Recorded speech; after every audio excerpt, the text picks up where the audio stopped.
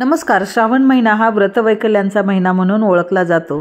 आजपासून श्रावण महिन्याला सुरुवात होत आहे आणि आज शुक्रवार असल्यामुळे ज्योती पूजनाचा पहिला दिवस आहे. मुलाबाळांच्या रक्षणासाठी, सौख्यासाठी आणि कुटुंबाच्या कल्याणासाठी स्त्रिया हे व्रत करतात. दर श्रावणातल्या शुक्रवारी संध्याकाळी ही पूजा केली जाते. पाटावर लाल वस्त्र अंतरावं, त्यानंतर त्यावरती अक्षता टाकाव्यात आणि ज्योतीचा फोटो त्यावरती ठेवावा. पानावरती गणपतीची स्थापना करावी. गणपतीला गंध, अक्षता, फुलं व्हावीत.